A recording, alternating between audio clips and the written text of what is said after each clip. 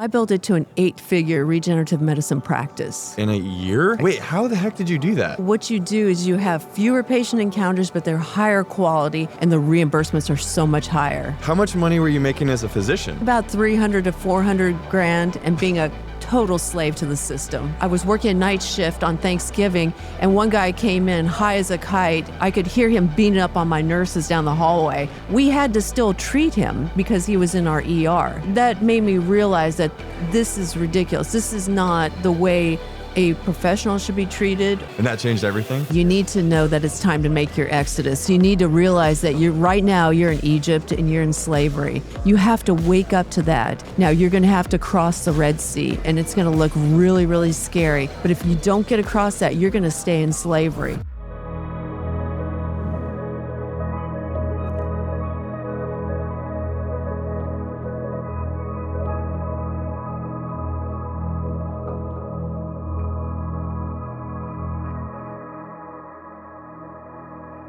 Breaking Bread is brought to you by Swipe Heiress. Here's something most operators never check. It's their payment processing fees. And one company that Swipe Heiress worked with saved $500,000, and then they sold their company at a 9x multiple. So that $500,000 became $4.5 million at exit that they were able to recoup. And they don't stop at processing. They also do embedded banking, branded credit cards, which means more revenue across the whole portfolio. So here's what I want you to do. Go to swipeheiress.com and run the calculator on your own business and your portfolio and see what yours is leaving on the table. Then book a call to see how the Swipe Heiress team can help you recoup that money in weeks. By the way, did I mention no contracts? So go to swipeheiress.com today to get started.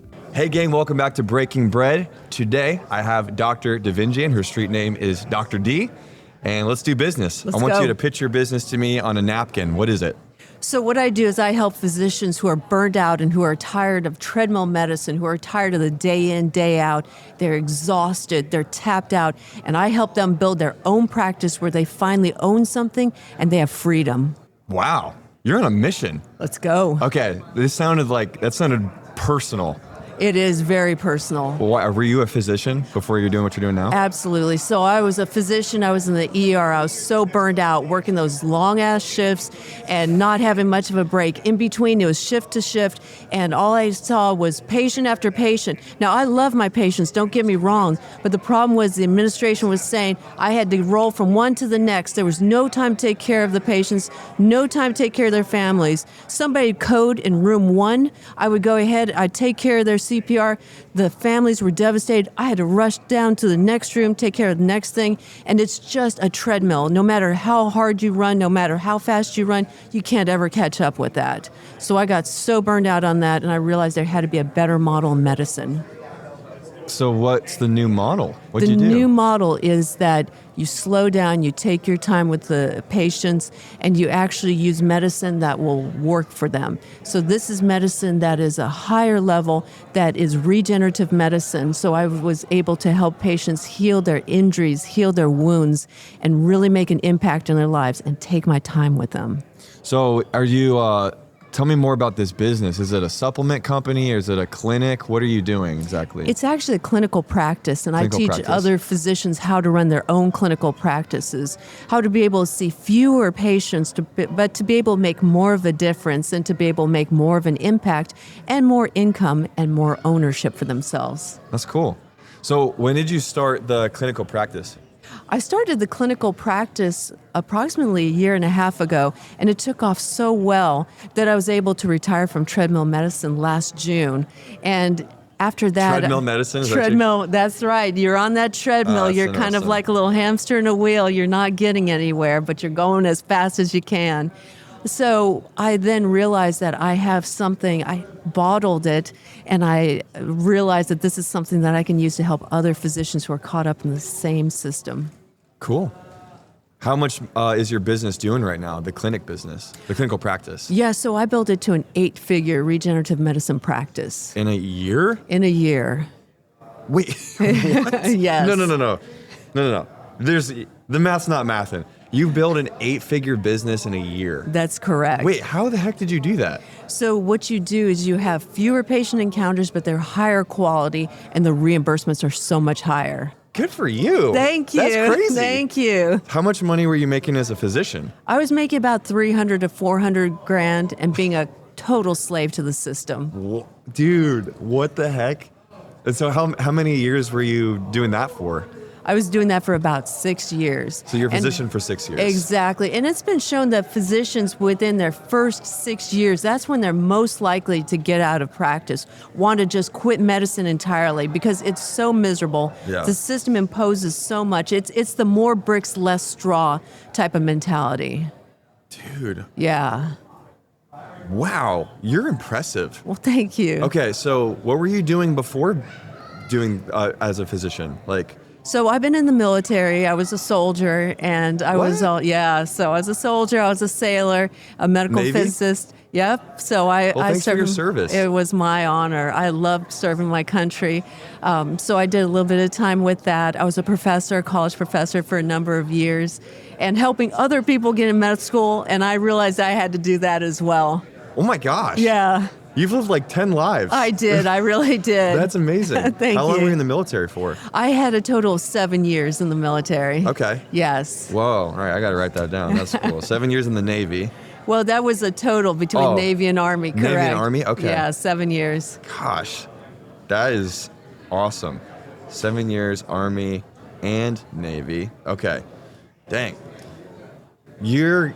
Man, this is going to be such an interesting conversation. There's a lot Thank to you. you. Where are you from? I'm originally from Phoenix. Phoenix? Yes. Okay. And you disclosed before this podcast that your name means... It means subscribing to the divine. Is that what it really means? It does. Oh, cool. Yes. Super cool. Let's talk about the clinic, the clinical practice. Yes. So you were in the military.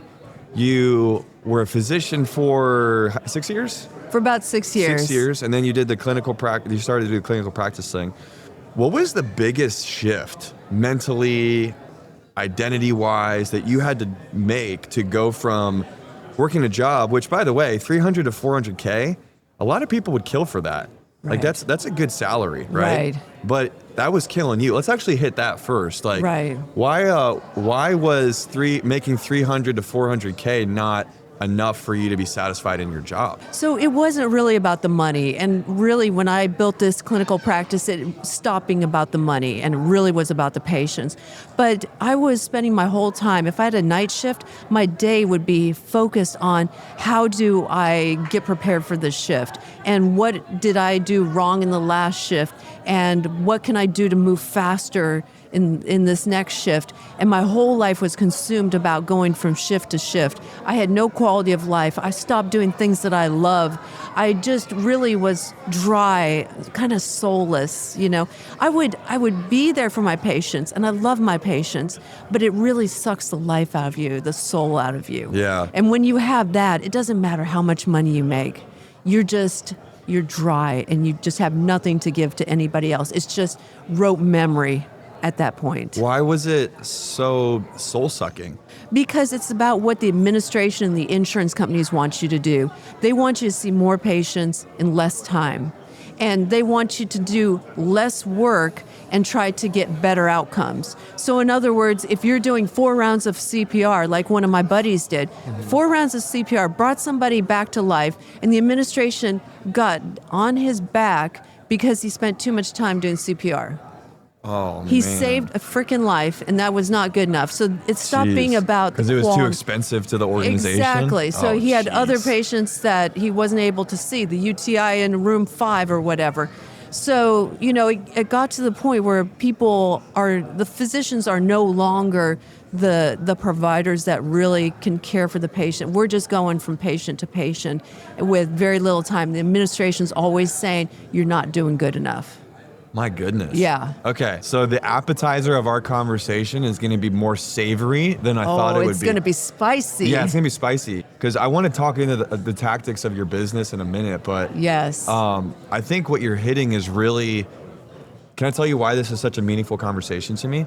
It's meaningful to me for a couple reasons. One, the heartbeat of this podcast is we want to bring heart and soul back to the marketplace. Right. And so what you just said is like you were in a behemoth of this monster of you going into it to take care of people, and then the commercial incentive of it was actually doing the exact opposite. Exactly. It was keeping you from, and aren't you supposed to take like a Hippocratic oath when you're going into medicine? You do, and we definitely are using evidence-based medicine. We're doing our best. We're trying to cause no harm, like Right. we take the oath.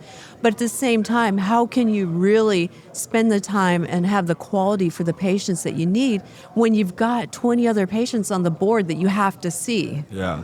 Yeah, Yeah, that's super tough. it really is. The other reason too is, I have people in my family who are struggling health-wise, and one of them particularly is diabetic. Right. And just to see how it's like, oh my gosh, like diabetes, if as a business person,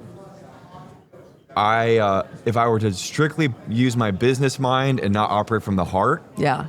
I can see why it seems like there's so little incentive to find a cure for diabetes, because it's not really a treatment. The medicine for staying alive is so lucrative, Yes. so financially lucrative. Why find an actual cure for it? That's absolutely true. There are so many different disease processes. Of course, it is the individual's responsibility to be able to take care of their health and Sure. to learn as much as possible.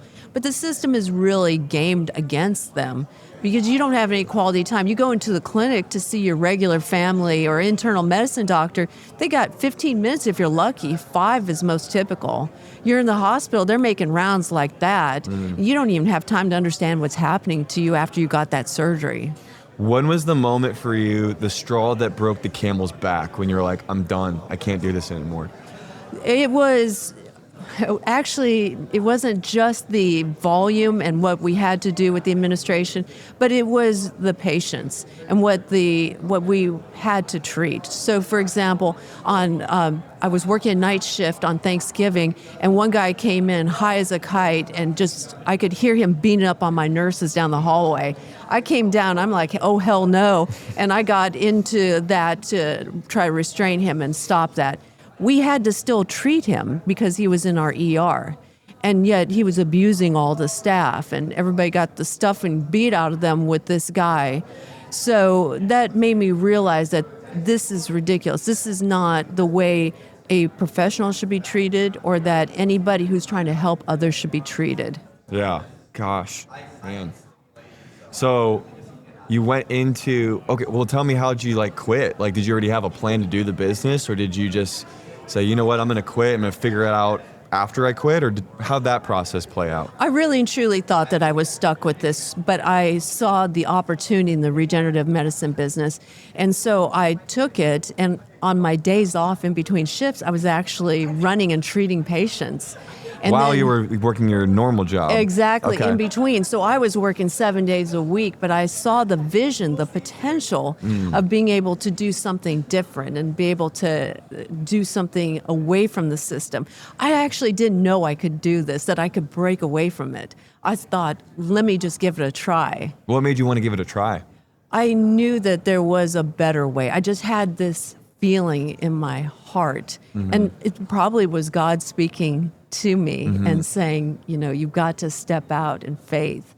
And it really was stepping out in faith and really putting my best effort forth in that. So where'd you get the, so you're stepping out, you're learning it. Where did you have somebody who shared with you, hey, there's another way of doing it? Did you do research online? How'd you actually begin working with your first client and treating them? Yeah, so I've had mentors, and I've sought out, and I asked many, many questions, and I got coaches, and I learned everything that I could about this. And when I saw the opportunity, I knew that this would be the one that I would want to start with and just give it my best effort. What was the moment that, when you started working with some of these patients on the side, what was the moment where you're like, oh my gosh, this could really work? Was there a breakthrough that a patient had, or was there Just people lining up, willing to pay for it? What was that moment? Yeah, so I started off with the insurance model, and when I realized, so when I was working in the hospitals, I started off with wound care and in this business, and when I started working in the hospitals, I would see patients coming in with wounds that weren't healing after years, and they were festering. It was just horrible, and it would just break my heart, and nobody could do anything other than change dressings and maybe do some surgery on them. When I saw the opportunity for wound care to be able to heal them within weeks, things that have been festering for years, I said, this is something that has been breaking my heart. I really want to start with this model. And I realized, after being an ER doc and doing hospitalist work as well, that instead of doing a whole bunch of services, that doing one thing and becoming excellent at it was a fantastic, very powerful way to run a business. So when did you go all in? I went all in. I actually resigned on June 22nd of last year. And it was so scary because I thought my security was in my job when I realized it wasn't. Yeah. Yeah. So you went all in, you resigned. Did you already have your own, I guess Yes. working with your client or your patients was the practice. That's right. But you said you have multiple.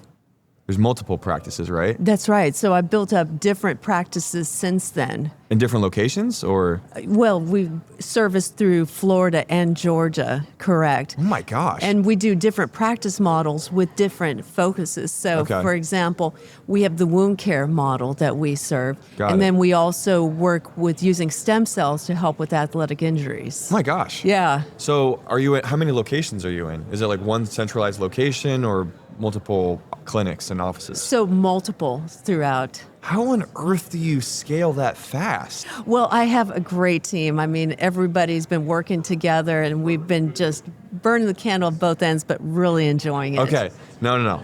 You are treating this way too casually. I need to know, specifically how this happened.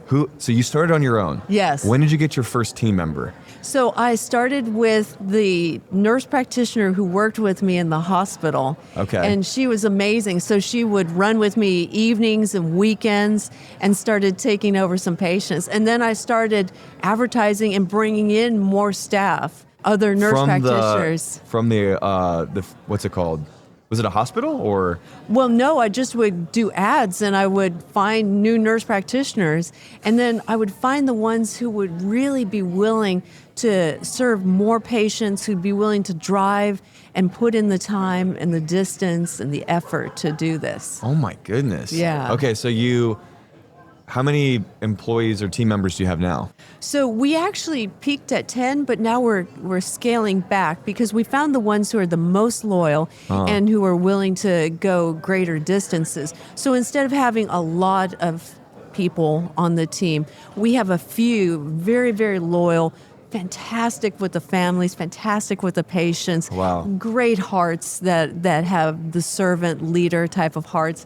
And so we're actually finding ways to leverage their work better with this type of model. So it's a 8-figure company in less than a year running on a team of less than 10 Correct. in Florida and Georgia. That's correct. And we also, What of course, on we earth? have a lot of staff that help us with the administrative part because that's not my thing. So we definitely have people who do the billing and Got it. all that other stuff because I couldn't do that myself. What would be the official title of the people doing the actual work as far as serving the patient? So we can call them the providers. Providers. So Yes. so that's your core team. That's correct. Okay. Amazing. Yeah. What's your vision? Where do you want to take it?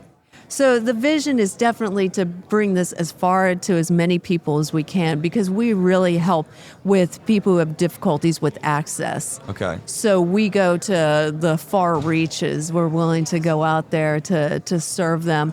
And this just isn't at a lot of the rural areas, for example. I cut my teeth in rural ER, so I really have a heart for the country. What But do you then mean rural ER? Rural ER, the little tiny ones where I'm the only doc in the hospital. Really? Yeah. And it was an amazing experience because you learn how to use very little resources and to just work with the salt of the earth. I really enjoy doing that. What the? This is insane. Okay. Tell me more about that. The rural ER. Like, where was where in the country? Was it like Florida? Like South Georgia. South Georgia? Yes. Okay. About as country as you can get. How'd you get out there? As I got out of residency, I started networking with people, and I found out that there were these little tiny ERs in South Georgia that Wow. were welcoming me. And those places are probably don't have the best resources, don't have the best human resources, facilities. Correct. That's correct. Man. Very little of anything. So you learn to make do with what you got. Breaking Bread is brought to you by Swipe Heiress. So let me tell you why I put their name on this show. For context, I build brands for a living, and the most expensive line on most operators' books is the one that they never read, which is payment processing fees. And here is what that actually costs you. One company that Swipe Heiress worked with saved $500,000 in fees. They sold at a 9 times multiple, and that $500,000 became $4.5 million at exit. You need to understand this. Every dollar that you overpay in fees is $1 off of your exit. And at 9 times, that dollar was worth 9. But Swipe Heiress does not stop at processing. They do embedded banking, branded credit cards, new revenue lines across the whole portfolio. They save you money on one side and make you money on the other. They're backed by Adian, surcharging and processing in 196 countries with no long-term contracts. So go to swipeheiress.com and run the calculator on your own business. See what your company or your whole portfolio is leaving on the table, and then book a call to see how they can help you recoup that revenue. The money is already yours. Just get some help to unlock it. So go to swipeheiress.com today to begin that process. Okay, so you made a comment about you had to make do with what you had. Obviously, HIPAA, you don't have to share who the patients were. Do you have a story of a situation, though, where you're like, oh my gosh, how am I going to solve this problem in the ER with the limited resources that we have? Yeah, well, I can think about a lady who fell out in church, just hit the deck, and fortunately there were some nurses there, and they started CPR on her. They brought her in after 45 minutes of being flatlined out in the field. And I was praying to Jesus, like, Lord, please help me with this lady. I don't know. I threw everything at her. I really did. We did CPR and everything like that. Next thing I know, she's opening her eyes and looking at me. And this is after 50 minutes or more of flatlining and everybody doing CPR and every medicine we could throw. She looks at me. And next thing I know, she's sitting up. So we ended up transferring her to a bigger hospital. She was actually extubated, so they took the tube out of her throat. She was extubated the next day and in rehab and soon back on her feet. And that just goes to, when God is ready. Yeah, it's the power of God. It's the power of God. This had nothing to do with me. I mean, obviously I was an instrument and I was doing what he wanted. I wasn't going to give up until I was absolutely certain with this lady. I just had this instinct, I think, from the Spirit. But when God is ready to give us a miracle, he will. And it's not us. Yeah, that's cool. As a believer myself, I love how God can do so much with so little. Yes. At the end of the day, he's the one who brings the increase. He's That's the one who can right. make it happen. So That's right. That's cool. So how important has faith been in your business journey? Oh, it's absolutely important. I mean, I would not have anything without faith. I Really? would not have the strength, the courage to be able to step out to do my own business. All the increase goes, the glory gives, I give that to God, because Wow. none of that is my action. I'm just the vessel, the instrument that does what God tells me to do. And I'm willing to do that, but it's all him. When did you start believing in God? So I was an atheist most of my life. Really? And, yeah. And it wasn't until somebody in my 30s challenged me to believe in Jesus. And I thought I was just kind of messing with their minds. Mm-hmm. But in actuality, I realized that when I said I believed in Jesus, I really did. And I wasn't messing with their minds. I noticed that my life had changed and that I had been happier. And I'm just standing in the grocery store line and I'm just smiling for no reason at all. That's amazing. And that changed everything? It changed How old were you? everything in my 30s. Wow. Yeah. What made you become an atheist? I was a scientist my whole life. And so I always thought that everything was just a mechanism. I never tried to find a first cause because it just didn't make sense to me. So I just thought everything was a big clockwork. And I didn't even believe in God until one day I just surrendered to the idea. It must have been the spirit. I don't know You any just other turned the lights explanation. on. Exactly, turn the lights on. So if you, at that point, this is so interesting. We're kind of like creeping into the meat of the main course of the conversation. If future you, Yes. future Dr. D, went back in time to atheist Dr. D and said, hey, there's going to be this moment when you actually have an encounter with God and believe in him, you would have like, would old Dr. D have laughed in new Dr. D's face? Oh, absolutely. I would not have believed in that at all because I didn't even see it. I thought that God was a myth, and I would watch Christian people and I thought that they were just brainwashed and that they had no clue. I did too, actually. You did too? Yeah, I was an Wow. atheist for a while. Whoa, that's crazy. Yep. And I'll tell you more, but this is your episode, not mine. But it was the summary of it is I was at the University of Miami. Yeah. I was studying film. I was an atheist, party animal, I was in a fraternity. I had a friend who shared the gospel with me, and it was a couple weeks after that where I had an encounter with the Holy Spirit, and he said, well, think about this. So I was going into to study film. I wanted to be Yes. this world famous director. And the Holy Spirit said to me, Kap, there's only room on the set of your life for one director, Ooh. and you're not him. Yeah, it was the That's most. good. It was the most freeing thing for me, though, Wow. because I was trying to be the CEO of my own life. I was Yeah. trying to be the director of my own life, and he was like, "Dude, that director's chair is too big for you. It's time for you to be directed." Wow. Yeah, so that was my powerful. story. Yeah, I'd love to share more with you on that later, but I do want to get more into your story. So, gosh, were you trained to be an atheist by your parents, or was that just something that you decided to be? My parents really didn't have much of a belief. They went from church to church, sometimes trying, then sometimes just quitting on that. So I did not come from a family of believers at all. What do you think about business lead? I mean, in the marketplace, it's actually kind of interesting because I feel like a few years ago, integrating your faith with your business was like a big no-no. Like, don't want to do that, you'll lose business. Well, here you are. You're part of the Brotherhood for the Elliott Group, and they're very open about faith.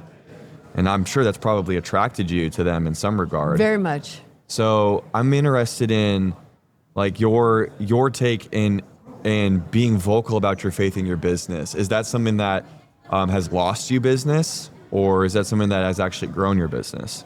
I don't feel like it's really lost me business because when people really are hurting, there's something about the power of prayer that helps to ground them and to help them realize that they're not alone in Wow. that. Yeah. So there are some people who I might say, would you like me to pray for you? I've never had anybody say no to me yet. I'm willing to take the chance and to ask that. And then especially in the ER, when people are really, really hurt, that's when they most need that prayer. Yeah. Now, in my clinical practice with regenerative medicine, it's not as much of the need, but I will be willing to pray if I sense that there is something going on with Yeah. that. Amazing. Yeah. Were you an atheist when you were in the military?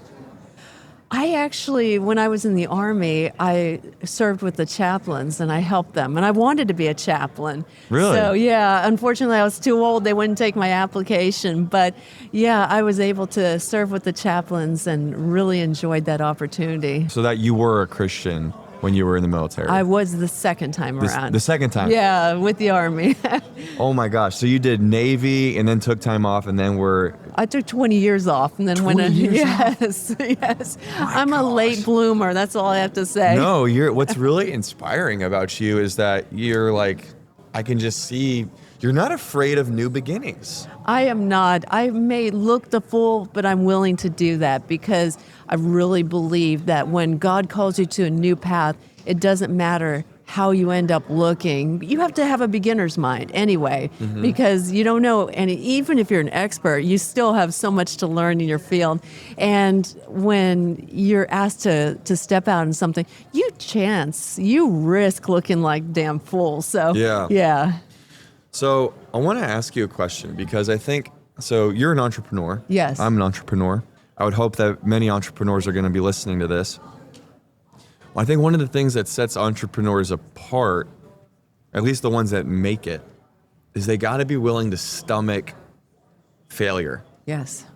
You got to be willing to take the punches, because I mean, I'm looking at your story is like, and take this as a compliment. Your story is almost unbelievable. Yes. It's like, holy moly, you were a physician, you were in the military, you were in 2 different branches of the military, 20 years apart. You were a physician. Seems like you were a pretty successful physician. And then you started this company, and this company is absolutely exploding in the first year. Like, we're not even a year, you said June 22nd? And now here we are, not even a year in, and you're an 8-figure company. Like, that's incredible. But I think what's important, Dr. D, is like, for people to connect with you, they also need to know, like, you've gone through some struggles. Yes. So one question I'd love to ask you in the main course, we're in the soul level of the convo, and I feel the Holy Spirit in this conversation, so we know that He'll direct it. But Amen. What was a moment in your life, a defining moment in your life where you felt like a failure? A lot of times. So it took me many, many years to actually get into medical school. A lot of it was that I just wasn't prepared, or it wasn't the right time or something like that. I really didn't graduate in medicine until I was 50. So I got into medical school at age 46. Wow. So it took me a long time to actually get that and figure out that's what I was going to be doing. Another thing was I started business after business. So in residency, I tried to start a marketing agency, and it was terrible. I didn't get a single client. But I put everything into that. And I've started many, many businesses that didn't do well. So I've had a lot of failures in life. What number is this one out of all the businesses you've tried? Oh my gosh, I can't even count, because I'm Really? a serial entrepreneur. So yeah. Why do you think? What is it about you that makes you entrepreneurial? Like, when did you first discover that gene in your DNA? So I didn't inherit it directly, because nobody in my family was an entrepreneur. But when I was 5, I really wanted to be a physician and run my own practice, because I When wanted. you were 5? Yes, because That's crazy. I thought of it as an entrepreneurial venture, caring for patients, running your own practice. So I knew that's what I wanted to do. You're literally like fulfilling your dream. That's right. As a 5-year-old, from being 5 years old. But it exploded way beyond everything I ever conceptualized. When I walked into a doctor's office, I thought, man, this is what I want. Yeah. And I didn't know that it could go way beyond that. Okay, so here's another question. So you're clearly very successful at what you're doing right now. What is a trait that you have right now in what you're doing successfully that you pull, that you'll like attribute to something completely unrelated in your career or in your past, like in the military or back when you were a kid or in high school? Like, what's something that is, I'll give you an example. Yeah. So for me, being an entrepreneur who's also failed a ton of things, I look back, and one of the things about my past that's really interesting was I was a skateboarder. Oh, that's awesome. Yeah. I love it. I love skateboarding. The thing about skateboarding that's interesting is it's an individual sport. Yep. So you're doing it you could be with other people, but at the end of the day, it's you against you. Sure. And even if you're just by yourself, though, it's like there's no one there to clap for you. Yep. No one's there to give you a trophy. And like if I'm jumping down a stair set, just trying to like do a 6 stair, a 7 stair, and I'm just like falling over. It's like you're falling 98% of the time. Yeah. It's 98% failure. Sure. And then even when you land it, there's no one there to cheer you on. That's right. But what I discovered was there was this appetite that was developed in me of failure wasn't defining, failure was learning. Failure Agreed. was one step closer. Agreed. In fact, even when I would watch skate videos, Sometimes they'll do, when you're watching like a skate video of like all of the best tricks, there'll be a moment where they'll just show, they call it the bails, the falls. And they're brutal. But I used to love watching those. And it wasn't because I was like some sort of sicko, but it was They're like, entertaining, if nothing. but you know, And you really, learn. you know what it really was? Yeah. It was the price to pay Yes, to actually land the trick. that's right. And it was like, oh my gosh, these guys are willing to quite literally at times eat concrete to actually get the roll away, to get the prize, the unsung hero prize of rolling away from a trick. And so for me, that was something I was like, oh my gosh, like it was a thread. As even when I was an atheist in high school, it was this thing that God was using and saying, hey, I'm developing a capacity in you to stomach failure so that you can be resilient when you're going into business or ministry or leading a family. That's amazing. So what's one trait for you that you're doing, that you have right now that you're like, man, I can see how the dot connected from way back then? The ability to operationalize, to really focus in on operations and then to be obsessed with getting them improved. So in other words, looking at every aspect and then having a passion for getting better in everything. Listening to all the sales calls, realizing that every sales call, for example, needs a strong leader to have that conversation move forward with the potential patient. Looking at the way that marketing is being done to distinguish from the marketplace and to be able to get your message across so that people can understand this is a very difficult science, so being able to communicate it clearly. Looking at every aspect from the finances all the way over. So being able to improve every part of the operations and clean it up, and just I have such a passion for that. But where'd you get that from? I guess I'm a very systematic, very organized type of person, and I bring that to the table, and that's just my drive and my passion to make everything better. Were you always that way even as a kid? Yes, I was always obsessed with getting things better and improved. I mean, I first learned about Tony Robbins when I was 13, and just learning about that continuous and never-ending improvement, and I just got that bug, and I never released it. That's awesome. Yeah. Okay, you ready for some dessert? Let's go for dessert. Okay, so I told you that I wanted to give you a series of questions. Sure. I'm going to give you the idea, and then you rank it. Here's the rankings. S, A, B, C, D, F. Okay? Okay. So S, sigma, just remember that. Sigma. And then A, B, C, D, skip E, F is failure, basically. Gotcha. Okay? So I'm going to give you it. You just tell me what letter, and then I'll ask you why, and you give me one sentence. Sure. Okay? So how would you rank this? Leaving a hospital system without a fully built alternative. That is an F. F.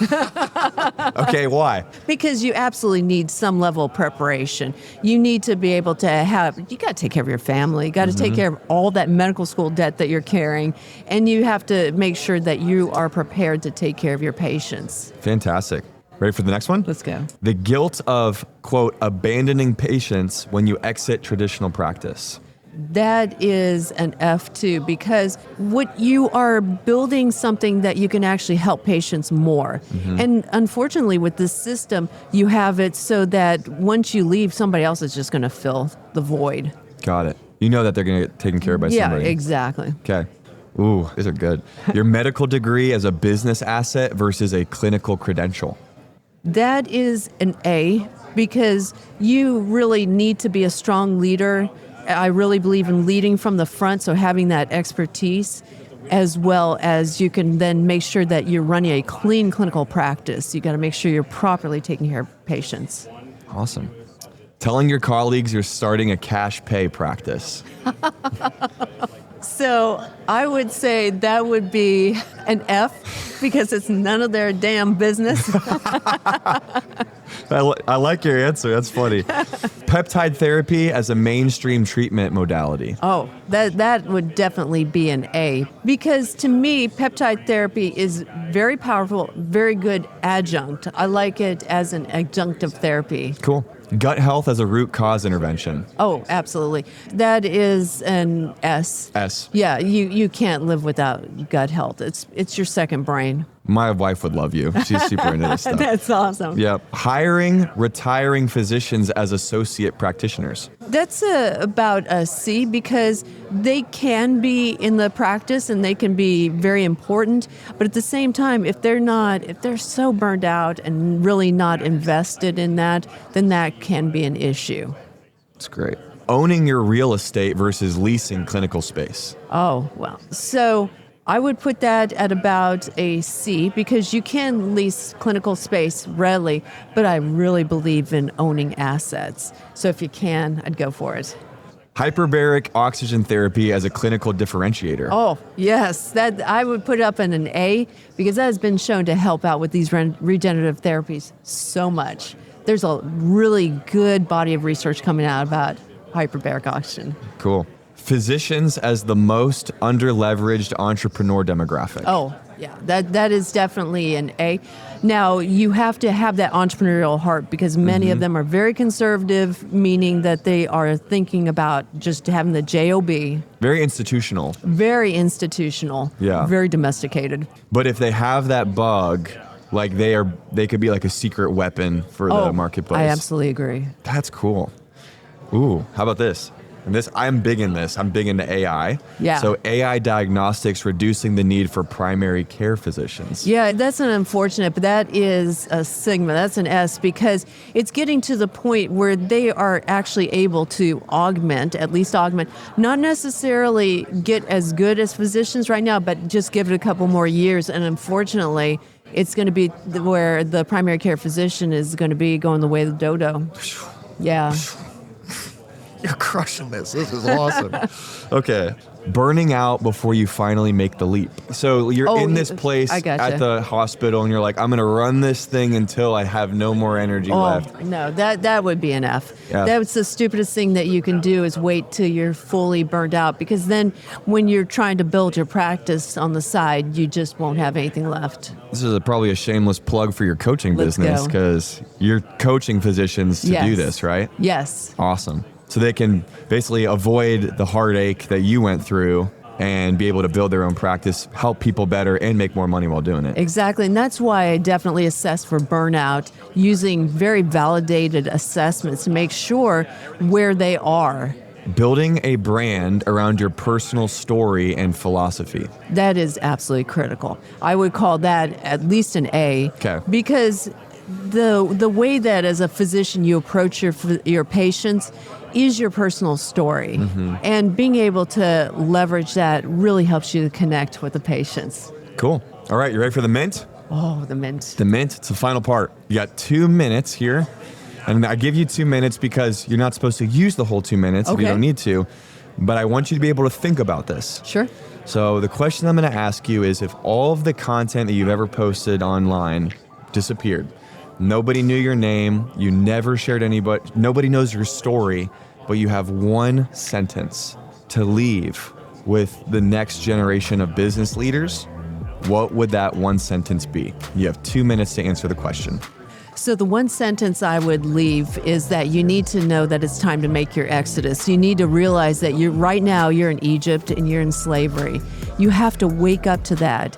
Now you're going to have to cross the Red Sea, and it's going to look really, really scary. But if you don't get across that, you're going to stay in slavery. Once you get past that fear and cross the Red Sea, now you have to cross the River Jordan. When you do that, you're willing to do the work, you're willing to keep going, you're going to find the promised land. Wow. Dr. Let's D. go. That was awesome. Thanks for the conversation. I loved it.